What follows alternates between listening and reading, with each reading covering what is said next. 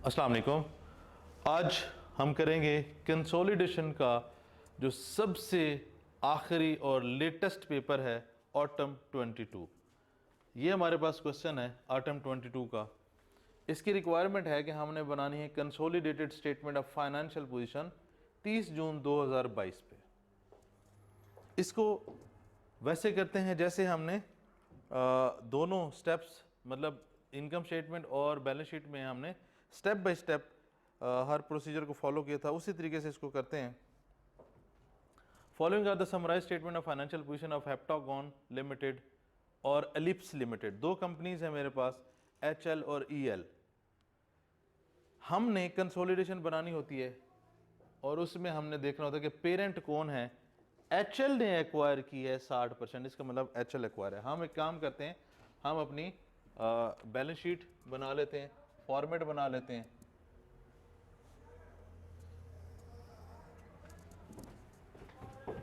इसके हम बना लेते हैं जी 3 हिस्से। पेरेंट है मेरे पास H limited, consolidated statement of financial position as at 30/6/22 और rupees in thousand, million, rupees in million है जी।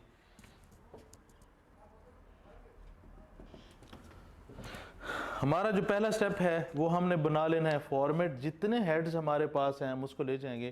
पहला हेड है मेरे पास property plant and equipment, property plant and equipment. दूसरा हेड है मेरे पास investment property, investment property. Then मेरे पास है इन्वेस्टमेंट इन ऑक्टागन। इसका मतलब है अगर वो एलिप्स है, ये ऑक्टागन है, तो ये एसोसिएट हो सकती है। मैं एक लाइन छोड़ देता हूँ, यहाँ पे हम इसको लिख लेंगे। अभी हम इसको हाईलाइट कर लेते हैं कि हमने एक चीज़ छोड़ दी, कौन सी? इन्वेस्टमेंट इन OL। ये हमने बैलेंस शीट से भी छोड़ दी, इसको देखते हैं फिर। देन इन्वेंट्रीज है और अदर करंट एसेट है। Inventories, other current assets. Then हमारे पास आ जाता है शेयर कैपिटल,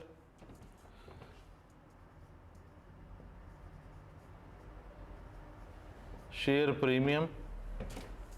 फिर हमारे पास है रिटेन अर्निंग, यानी कि यहां पे मैं लिखूंगा CRE, एक वर्किंग से आएगा ये। इसके नीचे NCI हम कब लिखते हैं? जब 100% से कम एक्विजिशन हो, 60% एक्विजिशन की है, इसका मतलब NCI आएगा। देन है लाइबिलिटीज। ये हमारे पास हो गया फॉर्मेट, पहला स्टेप होगा। पहला स्टेप में हम क्या करते हैं? फॉर्मेट। हमने यहाँ पे एक हेड नहीं लिखा, that is investment in OL। ये हो सकता है एसोसिएट हो, तो हमने ये अलग से हाईलाइट भी कर दिया। नेक्स्ट स्टेप हमारा क्या है? फॉर्मेट बनाने के बाद हमने स्टेट फिगर्स, जो स्टेट फिगर्स हैं वो लिखनी है। प्रॉपर्टी प्लांट एंड इक्विपमेंट 1820/840, 1820/840, ये हमारे पास प्रॉपर्टी प्लांट एंड इक्विपमेंट है। इन्वेस्टमेंट प्रॉपर्टी है 650, 650। इन्वेस्टमेंट इन ऑक्टागन है 100, ये है 100 जिसको अभी हमने नहीं देखा। Inventory 490, 330, 490, 330। Then other current asset 360, 200, 360, 260।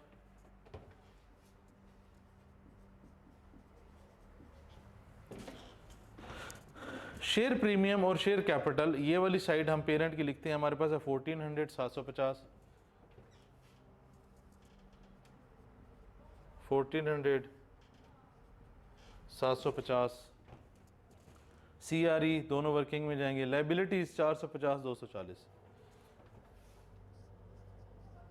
450, 240। हमने स्टेट फिगर्स जो बैलेंस शीट में जानी थी वो हमने नोट कर लिए। अब हम वो फिगर्स जिन्होंने वर्किंग में जाना है उनको नोट कर लेते हैं। हमें पता है हमने 3 T अकाउंट बनाने हैं।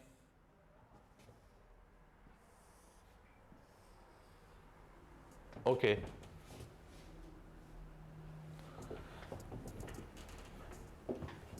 इन्वेस्टमेंट की फिगर यहां पे नहीं है, एक वो फिगर होती है। दूसरी फिगर क्या होती है? Retain earning. ये मेरे पास है गुडविल वर्किंग 1, ये मेरे पास है एनसीआई वर्किंग 2, ये मेरे पास है सीआरई वर्किंग 3। पेरेंट का कितना है जी रिटेन अर्निंग? पेरेंट का रिटेन अर्निंग है 820। 820। देन सब्सिडी का रिटेन अर्निंग, इसका मतलब मुझे वर्किंग बनानी पड़ेगी किस चीज़ की? रिजर्व्स की। ये वर्किंग हो जाएगी 4। टोटल कितने हैं जी सब्सिडी के रिटेन अर्निंग? 340। रिटेन अर्निंग में दोनों ले गया, वर्किंग में सब्सिडी के ले गया, पेरेंट के ले गया, और इन्वेस्टमेंट नहीं थी। अभी मैंने एक ही फिगर लिखी है, share capital share premium. Share capital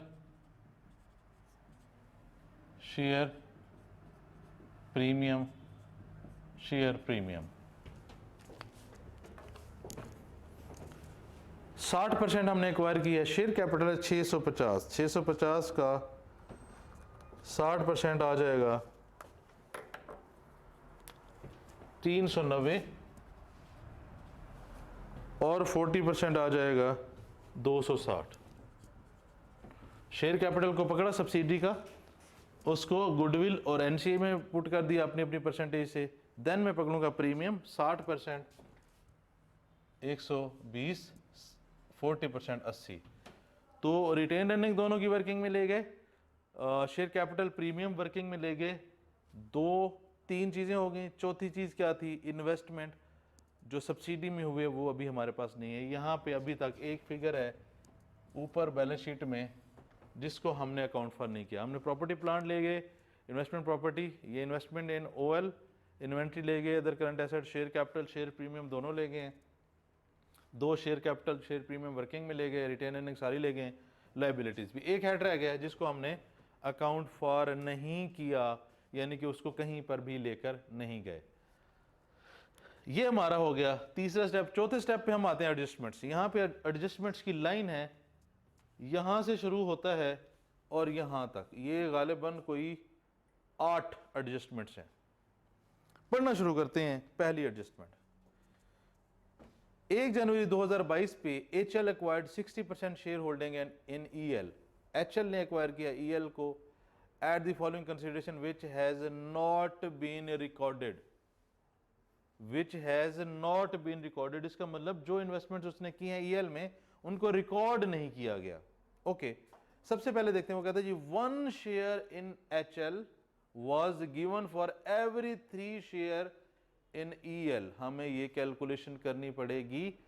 उसका शेयर कैपिटल है 650। शेयर कैपिटल कितना है जी? 650, और फेस वैल्यू है 10।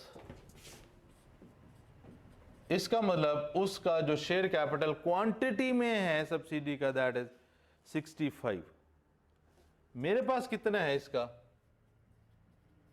यानी कि मैंने जो एक्वायर किया दैट इज, मैंने एक्वायर किया है जी 65 का 60%, 39। 39 में जो एक्वायर किया उसने कहा है जी 1 share was given for every 3। Every 3 के बदले में 1 शेयर दिया गया। इसका मतलब जो मैंने इन्वेस्टमेंट की है, मैंने अपने शेयर्स दिए हैं, उसके 65 शेयर के बदले में 60% करूं अगर, हर 3 के बदले में 1, इसका मतलब मैंने जो अपनी जेब से दिए हैं दैट इज 13 शेयर्स की इन्वेस्टमेंट में। फिर आगे कहता है fair value of each share of HL, जो शेयर मैंने दिए हैं उसकी 54 है और 17। अब 54 और 17, मुझे पता है जो फेस वैल्यू है वो 10 है, एक्स्ट्रा कितनी हो गई 44, 10 के साथ 130 शेयर कैपिटल और 44 अगर मैं करूं 572 प्रीमियम, इसका मतलब ये दोनों मैंने शेयर की इन्वेस्टमेंट की है, दैट इज 702। दोबारा इसको डिस्कस करते हैं। पेरेंट ने 60% शेयर्स खरीदे हैं ईएल के। ये जो शेयर खरीदे हैं उसमें उसने एक जो पहली इन्वेस्टमेंट की है उसमें पेमेंट क्या की है, उसने शेयर्स दिए हैं। वो कहता है एक शेयर पकड़ो, यानी कि मैं इस 650 को 10 पे डिवाइड करूंगा तो इसके टोटल शेयर सब्सिडिंग है 65। उसके मैंने जो एक्वायर किए हैं वो 60 है, 60% है। मैं 65 का 60% ले लूंगा, दैट इज 39। वो कहता है इस 39 में के अगेंस्ट मैंने उसके हर 3 शेयर के बदले में 1 दिया है, तो मैंने कैलकुलेशन की, मेरे पास 13 आ गया। अब मुझे पता है फेस वैल्यू पे कैपिटल में जाएगा, एक्स्ट्रा प्रीमियम में जाएगा। अगर मैं इसकी एंट्री करूं, इन्वेस्टमेंट डेबिट 702 से, शेयर कैपिटल 130, शेयर प्रीमियम 572, और इसके बारे में उसने कहा था कि हैज नॉट बीन रिकॉर्डेड, हमने रिकॉर्ड करना है। मेरे पास पहली इन्वेस्टमेंट आ गई, दैट इज 702, ये मैंने डेबिट लिख लिया, वर्किंग का रेफरेंस दे देंगे। शेयर कैपिटल में 130 आ जाएगा, यहां पे मैं 130 ऐड करूंगा, यहां पे मैं 572 ऐड करूंगा। ये पहली एडजस्टमेंट का पार्ट 1 जिसमें उसने शेयर्स पे किए हैं इन्वेस्टमेंट के तौर पे, ये हमने हल कर लिया। अब हम देखते हैं, वो कहता है जी कैश पेमेंट ऑफ 5 पर share shall also be paid 2 years later provided that profits of EL exceed a certain benchmark. The fair value of this conditional payment at the acquisition date was estimated. उसने condition लगा दी, उसने condition लगा दी कि ये benchmark आएगा तो मैं हर शेयर के बदले में 5 रुपए दूंगा। फिर हमें पता है जो कंटिंजेंट कंसिडरेशन है उसको देखना है कि उस दिन उसकी वैल्यू क्या है। उस दिन उसकी फेयर वैल्यू कितनी थी, 143। Contingent consideration 143, investment debit contingent consideration 143। पहली सेंट्री को पोस्ट कर लेते हैं या इसको कंप्लीट कर लेते हैं। उसने कहा जी फिर इसकी फेयर वैल्यू बढ़ गई इस साल के एंड पे 30 जून 2022 पे 150 की। हमने कंटिंजेंट कंसिडरेशन के बारे में ये मतलब मैंने 143 की रिकॉर्ड की, ये बढ़ के हो गई 150 की। अब इसमें जो फेयर वैल्यू का इंक्रीज है, कंटिंजेंट कंसिडरेशन हो जाएगी 7 से इंक्रीज, और ये मेरी क्या है, फाइनेंस कॉस्ट है।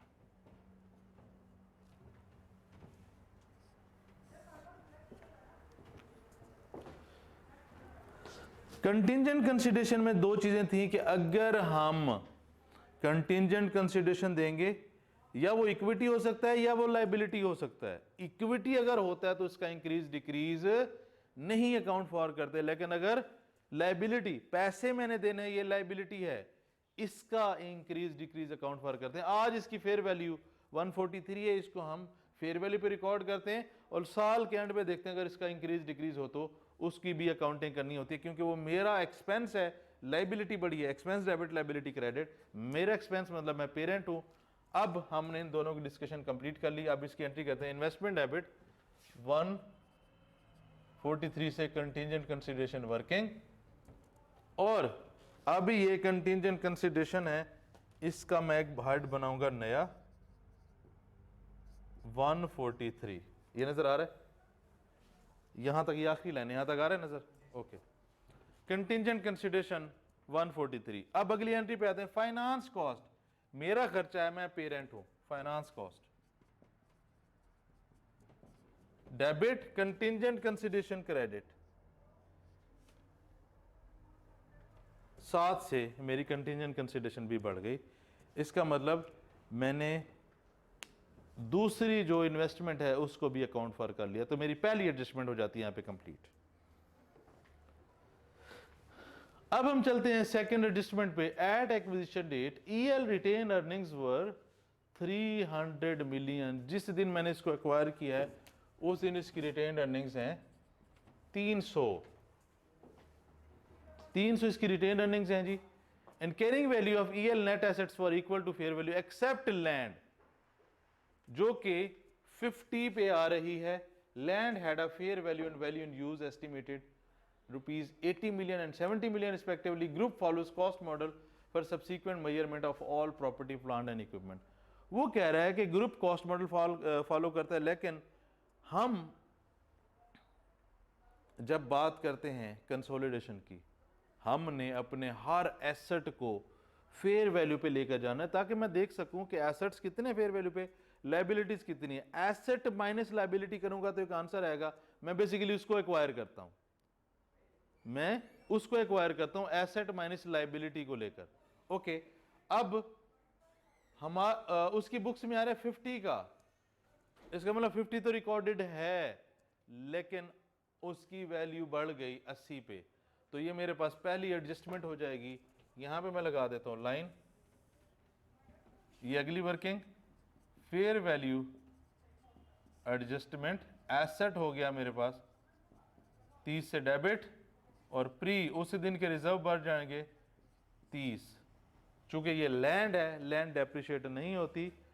आज उसकी बुक्स में वैल्यू 50 है, लेकिन उसकी फेयर वैल्यू कितनी है 80, तो मैं इससे एंट्री करूंगा एसेट डेबिट वर्किंग से 30 और प्री एक क्रेडिट, प्री एक बढ़ जाएगा फेयर वैल्यू एडजस्टमेंट। जो भी चीज आप हमेशा वर्किंग से कहीं पे भी लेकर जाएं, आपने उस वर्किंग का रेफरेंस देना है।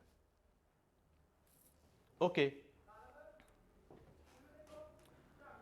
हमारी 2 एडजस्टमेंट्स हो गई पूरी।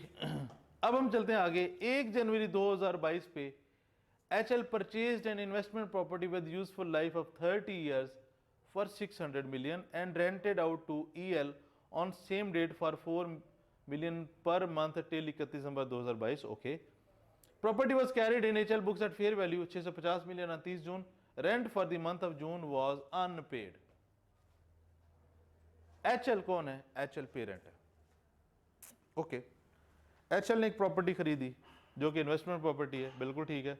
उसकी बुक्स में कितने पे आ रही है? 650 पे आ रही है, बिल्कुल ठीक है।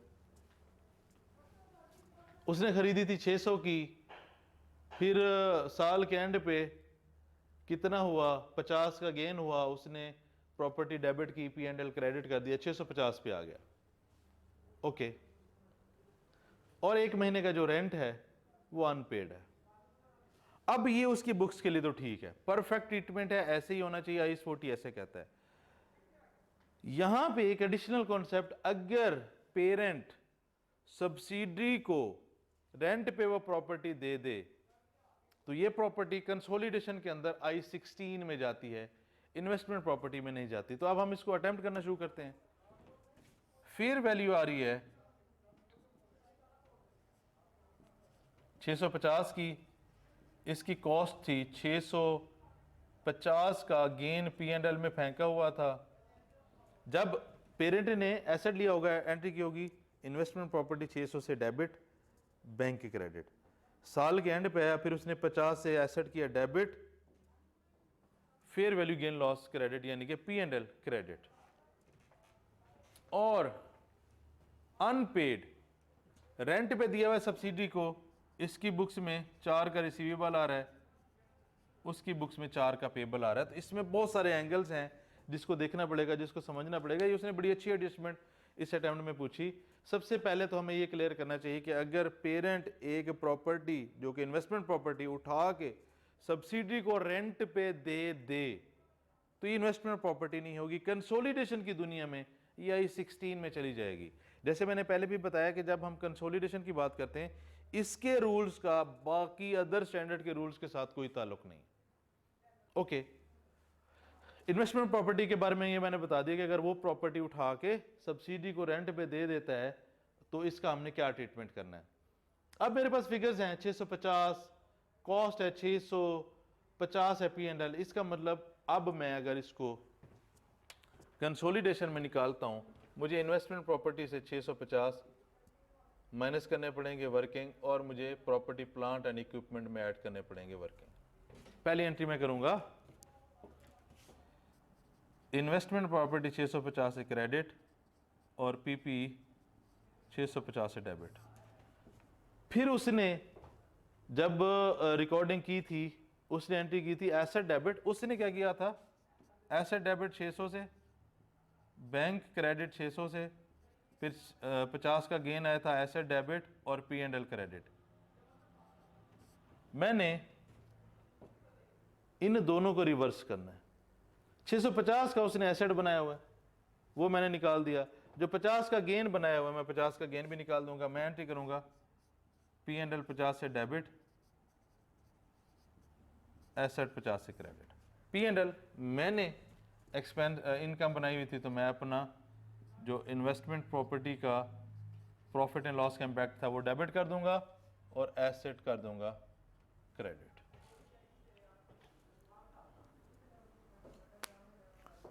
ये मेरी करेक्शन होगी। इसको मैं दोबारा बताता हूं। एक पेरेंट ने सब्सिडी को अगर कोई प्रॉपर्टी रेंट पे दी है तो कंसोलिडेशन की दुनिया में ये IAS 40 के अंडर ट्रीट नहीं होगी, ये प्रॉपर्टी प्लांट एंड इक्विपमेंट बन जाएगी। तो जो कुछ इन्वेस्टमेंट प्रॉपर्टी का हुआ पड़ा है मैं उसको रिवर्स करूंगा। मैं 650 का एसेट इन्वेस्टमेंट प्रॉपर्टी में पड़ा है वो निकाल दूंगा, नंबर 1। नंबर 2, इसमें 50 का गेन था उसको रिवर्स कर दूंगा। यानी कि एसेट में 50 ऐड हुआ था, एसेट में से मैंने 50 माइनस कर दिए। गेन P&L में गया था, P&L में मैंने गेन माइनस कर दिया। अगर आप देखें तो अब ये प्रॉपर्टी प्लांट एंड इक्विपमेंट में 600 पे आ रही है। 650 निकल गया, 650 प्लस हुआ, 50 माइनस हुआ। क्यों? क्योंकि उसने ऊपर भी कहा हुआ है कि कॉस्ट मॉडल है। अगर फेयर वैल्यू मॉडल होता तो फिर मैं इस गेन लॉस को रहने देता। तो ये हमारी इस तरीके से एडजस्टमेंट होगी 3।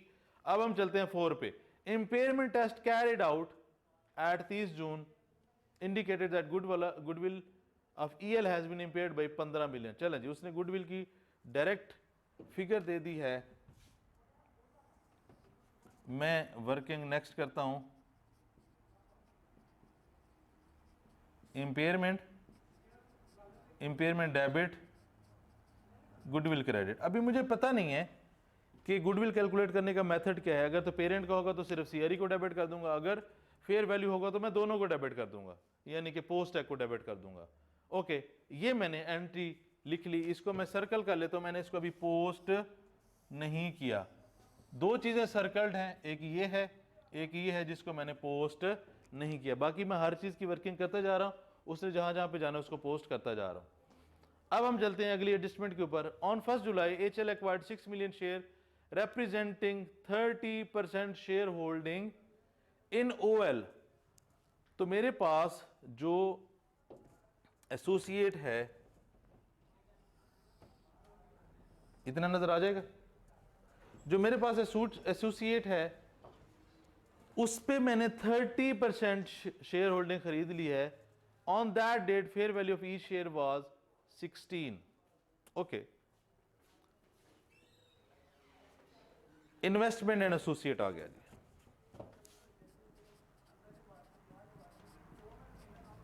वर्किंग, यार पानी के लिए मैसेज करते हैं।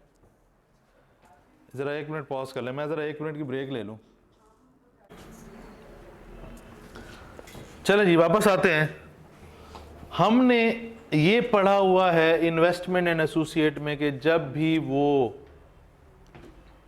इन्वेस्टमेंट करेगा एसोसिएट में, उसको हमने हमेशा कॉस्ट पे रिकॉर्ड करना है, और उसकी कॉस्ट गिवन है, that is 100। Investment and associate आ गई 100। चूंकि इसको कॉस्ट पे रिकॉर्ड करते हैं इसलिए कॉस्ट पे रहेगा। हमने एसोसिएट में देखा हुआ है प्रॉफिट्स हैं, डिफरेंट तरह के एडजस्टमेंट्स हैं, वहाँ पे कहीं इन्वेस्टमेंट की फेयर वैल्यू का नहीं बताया हुआ है। इसका मतलब हम इसको इग्नोर कर देंगे क्योंकि हमने इन्वेस्टमेंट को कॉस्ट पे रखना होता है। ओके, आगे चलते हैं। During the year ended 30 June 2022 OL reported net profit 60 million. लें जी, प्रॉफिट आ गया है। प्रॉफिट के साथ हम क्या करेंगे, इसमें मेरा शेयर है 30%। ये मैं वर्किंग कर लेता हूं। Share of profit and loss कितना है मेरे पास, 60 का 30%,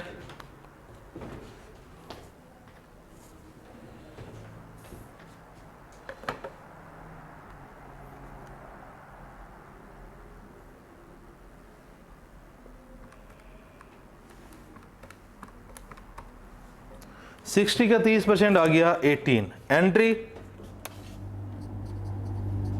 investment debit, share of profit या लॉस फ्रॉम एसोसिएट क्रेडिट।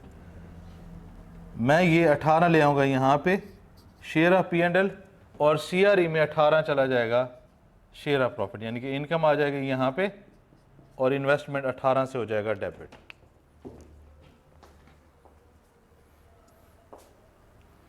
आगे उसने कहा जी HL, पेरेंट ने रिकॉर्ड किया है its share of OL dividend as other income.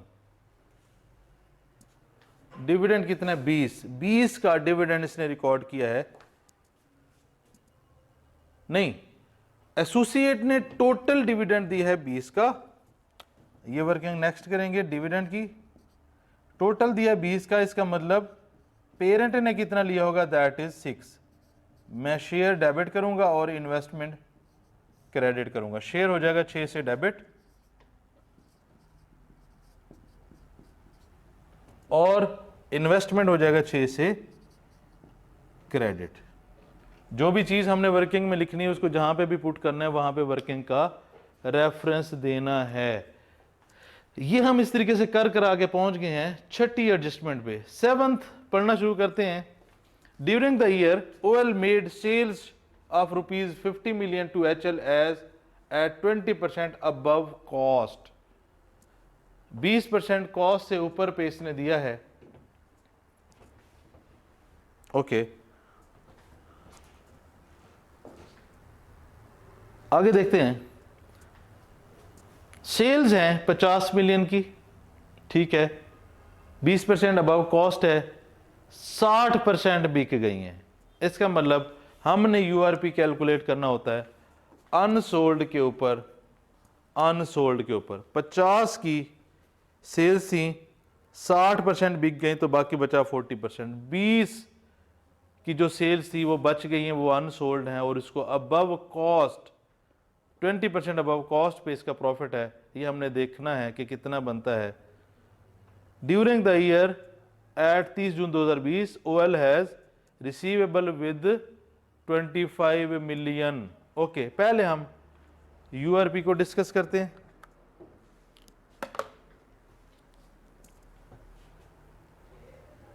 URP यहां पे हम बनाते हैं इक्वेशन। ये यहां तक आगे कितना नजर आ रहा है? इसे आगे बस नहीं नजर आ रहा। ओके, ये नजर आ रहा है नीचे वाला? ठीक है, हमने कैलकुलेशन की URP की। 50 की सेल्स थी, 60% बिक गई, 40% बच गई 20। हम इक्वेशन बनाते होते हैं। इक्वेशन क्या बनाते होते हैं? कॉस्ट उसने दी है 100, प्रॉफिट 20, ये इक्वेशन बन गई 120। 20 डिवाइडेड बाई 120 इनटू 20, ये मेरे पास आ जाएगी URP 20 डिवाइडेड बाई 120 इंटू 20, 3.33। जो OL ने सेल की है 50 मिलियन की, उसमें 40% जो बची हुई उस पर प्रॉफिट है 3.33। एसोसिएट और पेरेंट का आपस में कितने परसेंट है? That is 30%। ये अमाउंट बन गई 1। बेची किसने है? बेची है जी OL ने। Share debit, share of profit लिया लॉस डेबिट, और स्टॉक ग्रुप में है स्टॉक क्रेडिट। शेयर डेबिट यहां पे आ जाएगा शेयर URP, और स्टॉक क्रेडिट इन्वेंट्री में यहां पे स्टॉक आ जाएगा वर्किंग से।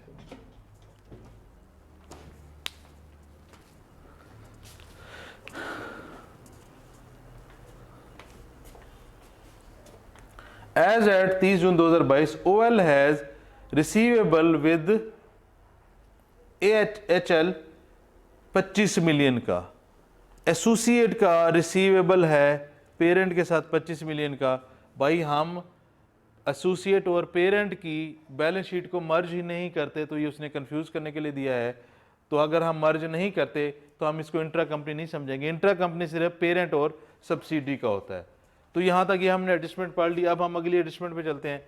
एनसीए फेयर वैल्यू पे है, ओके, इसका मतलब हमें एनसीए की गुडविल भी कैलकुलेट करनी है।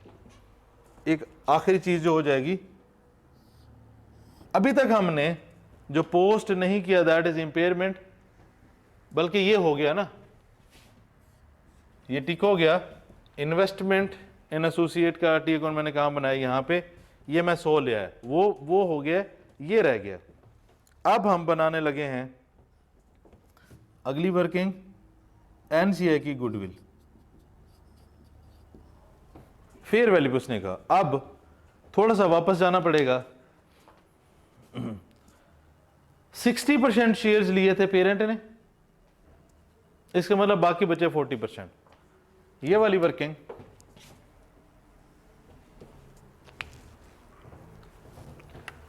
$650 डिवाइडेड बाई 10 किया था, 65 आ गए थे। 60% में से उसकी अरेंजमेंट थी कि उसने हर 3 के बदले में 1 दिया। इसका मतलब 65 का 40% है एनसीए के पास, दैट इज 26। इसमें से 26, और इस दिन इसके शेयर की वैल्यू कितनी है, 17। इसका मतलब जो एनसीए की फेयर वैल्यू है वो आ जाएगी 442। ये मैं यहाँ पे ले आऊँगा 442 एनसीए की गुडविल के लिए। अब हम कह सकते हैं कि हमने जितनी एडजस्टमेंट्स क्वेश्चंस में हैं वो सारी अकाउंट फॉल कर ली हैं। एक एडजस्टमेंट अभी भी रह गई जिसको हमने अकाउंट फॉर अभी तक नहीं किया, बल्कि क्लियर हो गया। गुडविल फेयर वैल्यू मेथड पे है, इसका मतलब ये डेबिट करेगा पोस्ट टैक्स को, पोस्ट टैक्स को डेबिट करेगा 15 से। पोस्ट टैक्स कहाँ पे है जी, 15 से टोटल 340 प्री, ये 40 हो गए पोस्ट, 15 से डेबिट करेगा इम्पेयरमेंट। यहाँ पे मैं आ जाता हूँ, गुडविल लिखता हूँ, वर्किंग जो भी है 15 की इम्पेयरमेंट वर्किंग से आ गई। अब मैं इस एंट्री को भी पोस्ट कर चुका हूँ। मैंने 1 by 1 सारी एडजस्टमेंट्स पढ़ी, उनको डिस्कस किया, उनकी डबल एंट्री की, उसने जहाँ जहाँ पे पोस्ट होना है मैंने उसको पोस्ट कर दिया। तो जो हमारा एडजस्टमेंट्स को हल करने का स्टेप है वो कंप्लीट हो गया।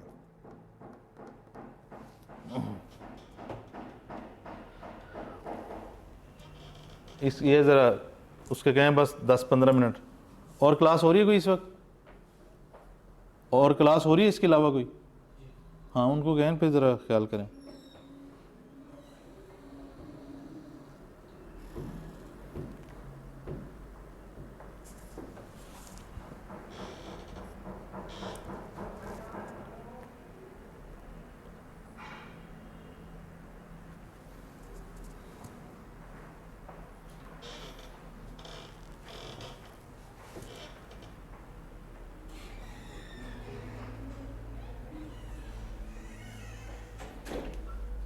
हो गया बंद जी?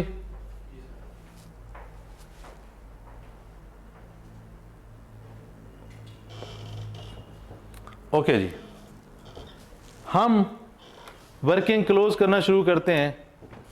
ये मेरे पास हो गया 330, ये 25, 60% मेरा है, 40% एनसीए का है, 60% मेरा है, 40% एनसीए का है, 330। 198 गुडविल,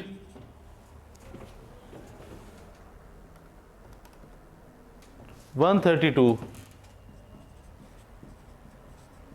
एनसीए, 25, 60%, 15 सीआरई और 10 एनसीए। अब इनको पोस्ट करते हैं। गुडविल में 198 pre acquisition reserve 132, pre 132 NCA में आ गया। अर्निंग है कितनी 15 पोस्ट और 10 एनसीआई, 10 एनसीआई पोस्ट। ये वर्किंग हमारी डन हो गई। ओके, अब मैं गुडविल को कैलकुलेट नहीं कर सकता, मुझे एनसीए की गुडविल कैलकुलेट करनी पड़ेगी। ये यहाँ पे एक्विजिशन डेट पे ये तीन चीज़ें हैं मेरे पास, 260, 80, 132। इसको मैं हल करता हूँ। 260, 80, 132, 442 माइनस 260 माइनस 80 माइनस 132, 30 माइनस आ गया। इसका मतलब NCI debit, goodwill credit. NCI debit, goodwill credit. Entry क्या होगी, ये माइनस में आगे देखें, NCA T account debit, goodwill credit. मैंने एंट्री पोस्ट की, एंट्री की और उसको मैंने पोस्ट कर दिया। इसका मतलब अब मेरा ये टी अकाउंट भी क्लोज हो गया। अब मैं अपना गुडविल का अकाउंट भी क्लोज कर सकता हूं। 702 जमा 143 माइनस 390 माइनस 120 माइनस 198 माइनस 30, 107। ये मेरी गुडविल है 107। इंपेयरमेंट इसमें पहले आ रही है 15 की, 92 मेरे पास आ गया आंसर। मेरा ये टी अकाउंट भी क्लोज हो गया।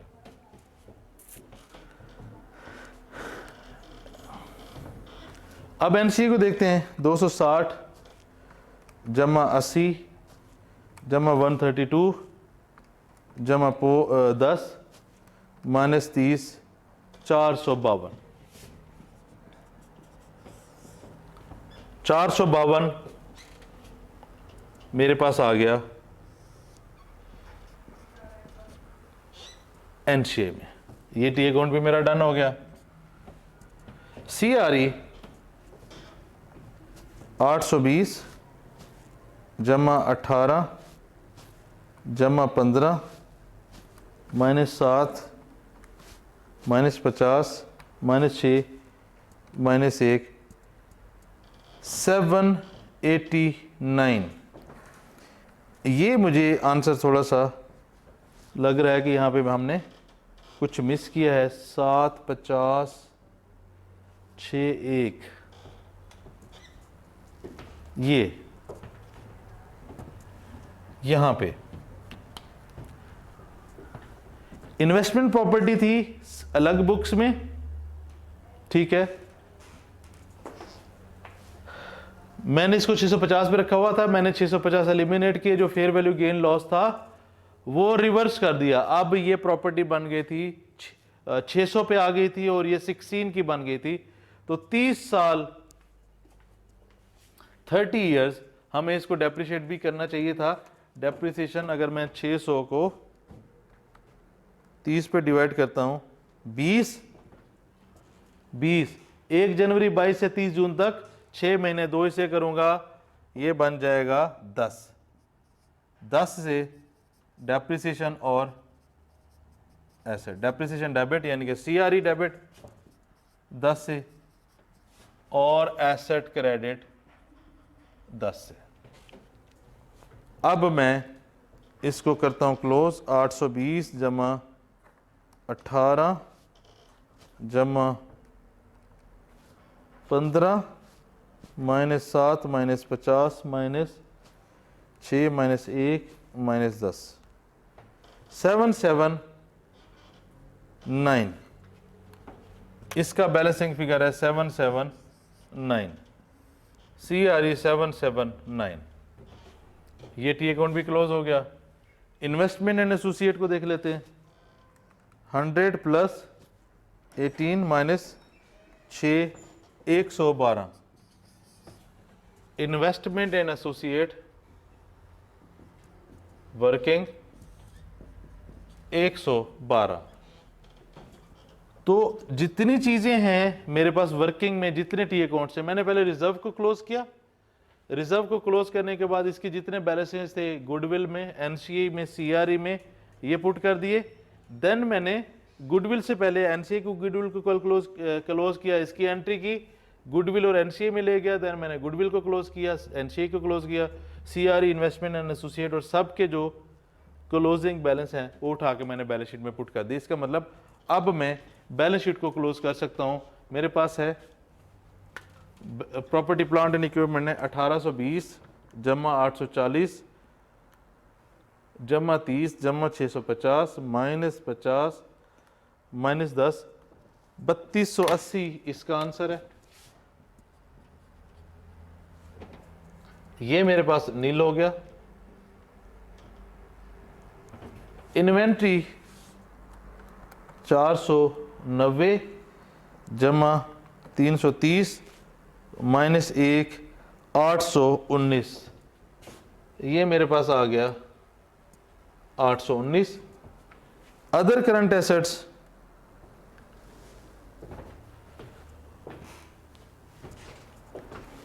अदर करंट एसेट्स 360 जमा 260 620, नीचे 450 जमा 240 690 और 150।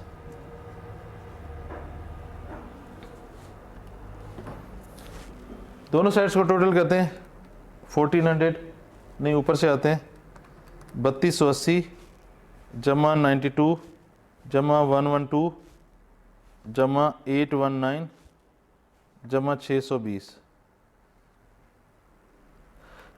4923। दूसरी साइड को करते हैं 1400 जमा 130 जमा 750 जमा 572 जमा 779 जमा 452 जमा 690 जमा 150 4923।